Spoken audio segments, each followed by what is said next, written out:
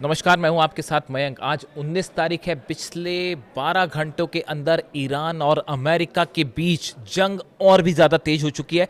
मैं आपको जानकारी दूंगा कि पिछली पूरी रात कहां पर हमले किए गए और ईरान की तरफ से क्या पलटवार किया गया। लेकिन इस वीडियो की शुरुआत में एक बड़ा सवाल, क्या ईरान और अमेरिका की जंग अब वर्ल्ड वॉर का रूप ले सकती है और क्या इसमें रूस और चीन की भी एंट्री होने वाली है।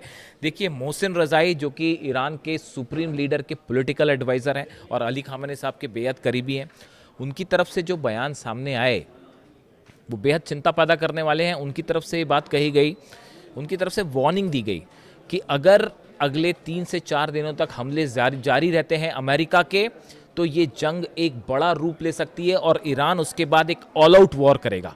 यानी उसके बाद फिर बीच में जंग रुकेगी नहीं, वो हमले जारी होंगे, नई लोकेशंस पर हमले होंगे। इतना ही नहीं, उन्होंने ये भी इशारा किया कि इस जंग का अब नतीजा, अगर ये आगे खिंचती है जंग, तो इसका नतीजा ये होगा कि रूस यूरोप पर हमला कर सकता है, चाइना ताइवान पर हमला कर सकता है। इस तरह की बातें सामने आई हैं। तुर्की जो है वो इजराइल पर हमला कर सकता है। यानी उनका इशारा इस ओर है कि क्या ये जंग अब वर्ल्ड वॉर का रूप ले सकती है। वो ऐसा क्यों कह रहे हैं, इस पर चर्चा होगी। लेकिन सबसे पहले बात करते हैं कि बीती रात कहां पर हमले किए गए। देखिए, इस वक्त की सबसे बड़ी खबर, एक बार फिर अमेरिका ने ईरान के ऊपर हमले किए हैं।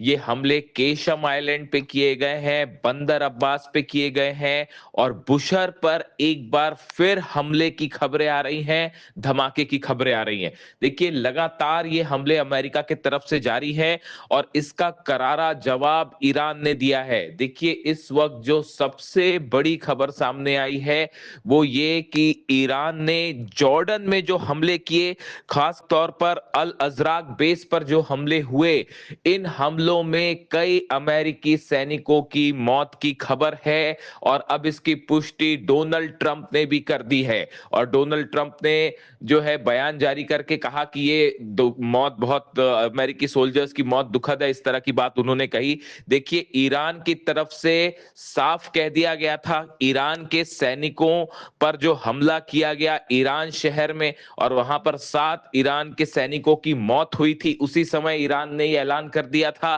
कि इन मौत का बदला लिया जाएगा। और उसी के चलते अब जॉर्डन से जो खबरें आ रही हैं, जॉर्डन में ईरान की तरफ से जो दावे किए गए थे, देखिए मैंने आपको पहले ही ये बताया था कि जॉर्डन में बहुत बड़ा हमला हुआ है, बड़ा नुकसान हुआ है, कतर में बड़ा नुकसान हुआ है। इसके अलावा कुवैत में, बहरीन में अमेरिका के सेना के अड्डों को बहुत बड़ा नुकसान हुआ है। तस्वीरें सामने आने में वक्त लगेगा और अब देखिए धीरे धीरे सच्चाई सामने आने लगी है। एक बार फिर हमने डंके की चोट पे जो दावे किए थे वो अब सही साबित हो रहे हैं। देखिए, अमेरिकी सोल्जर्स की मौत से पूरे अमेरिका में हड़कंप है और अब डोनाल्ड ट्रंप को भी इसके लिए जिम्मेदार ठहराया जा रहा है कि ईरान के साथ जंग क्यों की। हकीकत यह है कि जॉर्डन में अल अजराक बेस पर इस तरह की खबरें हैं कि कई फाइटर जेट्स तबाह हो गए हैं अमेरिका के और अब तो अमेरिकी सोल्जर्स की मौत और घायल होने की खबरों से पूरे इस जंग में एक नया मोड़ आ गया है और अमेरिका में भी हड़कंप वाले हालात है। देखिए, सऊदी में प्रिंस सुल्तान बेस पर जो हमला हुआ, अब इसकी तस्वीरें भी सोशल मीडिया में बाहर आ रही हैं। पहले यह कहा गया था कि इसको इंटरसेप्ट किया गया, लेकिन मिसाइल गिरने की तस्वीरें कई सोशल मीडिया में अब सामने आने लगी हैं। इसके अलावा कतर में अल उदैद बेस पर अर्ली वार्निंग सिस्टम और राडार को ईरान ने तबाह कर दिया है। ईरान की मिसाइल्स ने सीधा यहां पर रडार को हिट किया है, ऐसा बताया जा रहा है। इसके अलावा आप कुवैत की बात करें, कुवैत में अली अल सलेम बेस पर बड़े हमले हुए हैं और यहां पर भी अमेरिका के जो फाइटर जेट्स का हैंगर था उस पर भी हमले हुए, जो वार्निंग रडार्स लगे हुए थे उस पर हमले हुए। यानी देखिए, हालात ऐसे हैं कि अमेरिका के जितने बेसिस हैं जहां पर जो एक्टिव मोड पे थे, सबको ईरान ने धुआं धुआं कर दिया है। बहरीन में 5वें बेड़े का हेडक्वार्टर पूरी तरह से लगभग तबाह हो चुका है और बताया जा रहा है कि अब फंक्शनल स्टेज में ही नहीं है। यानी ईरान ने हमलों का जबरदस्त बदला लिया है और पूरे अमेरिका के बेसिस को बड़ा नुकसान हुआ है। अब देखिए ईरान की तरफ से कई बड़े ऐलान कर दिए गए हैं। पहला ऐलान तो ये है, ईरान ने अब ये कह दिया है कि अमेरिका के साथ जो समझौता हुआ था, जो एमओयू साइन किया गया था, अब ये पूरी तरह से खत्म हो गया है।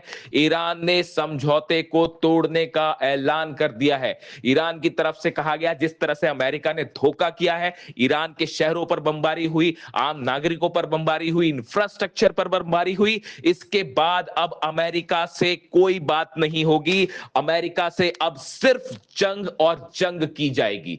देखिए अली खामेनेई साहब भी हमेशा इसी बात पर ये बात उन्होंने हमेशा कही, मैं अक्सर ये बात कहता हूं, उन्होंने हमेशा ये कहा कि अमेरिका धोखा देता है, अमेरिका से बातचीत का कोई मतलब नहीं है। और आज मेरे सारे व्यूअर्स इस बात को देखें, समझे कि अली खामेनेई साहब जो बात कह रहे थे वो सच साबित हुई, वही सच साबित हुई, और इसी बात को इसलिए हम अक्सर दोहराते हैं।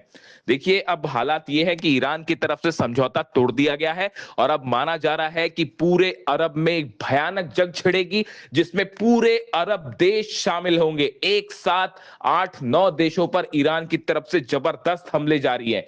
देखिए इसके साथ ही एक और बड़ी वार्निंग दी गई है ईरान की तरफ से, और यह कह दिया गया है कि अगर अमेरिका की तरफ से हमले जारी रहे और अब फिर अमेरिका ने हमला किया तो यूएई का एयरपोर्ट उड़ा दिया जाएगा, सऊदी का एयरपोर्ट उड़ा दिया जाएगा, कतर में, दोहा में, जॉर्डन में, कुवैत में, बहरीन में, इन सभी मुल्कों में जितने एयर बेसिस हैं, एयर बेस ही नहीं जो एयरपोर्ट्स हैं, जो आम फ्लाइट्स के लिए इस्तेमाल किए जाते हैं, एविएशन सेंटर, एयरपोर्ट्स जो हैं वो उड़ा दिए जाएंगे। जिसके बाद दुबई में पैनिक वाले हालात हैं, सऊदी में पैनिक वाले हालात हैं, और हर शख्स इस बात से चिंता में है कि अगर एयरपोर्ट्स को निशाना बनाया गया तो इसका भयंकर नुकसान होगा। देखिए ऑयल को लेकर ऑलरेडी जो है वो अच्छी खासी तनाव देखने को मिल रहा है। हॉर्मूज पूरी तरह से बंद है। हॉर्मूज में माइंस फटने के बाद से बात साफ हो चुकी है कि ईरान की इजाजत के बिना यहां से जहाज नहीं निकल सकते।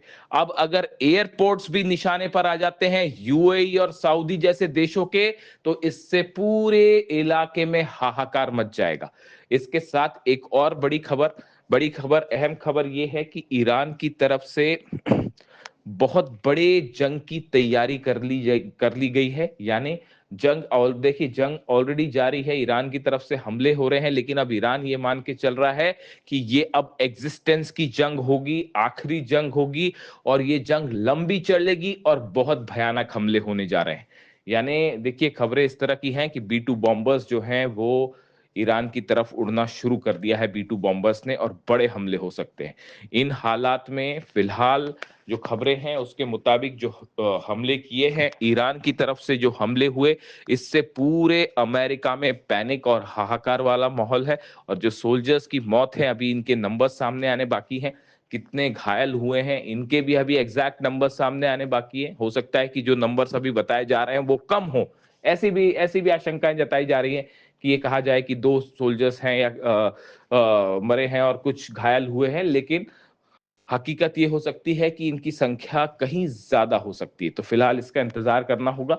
और इसी बीच अमेरिका और ईरान दोनों की तरफ से एक दूसरे पर बड़े हमले जारी हैं, जिसने अब हालात को और भी गंभीर बना दिया है। इससे हमलों से जुड़ा जो भी अपडेट होगा आप तक पहुंचाऊंगा।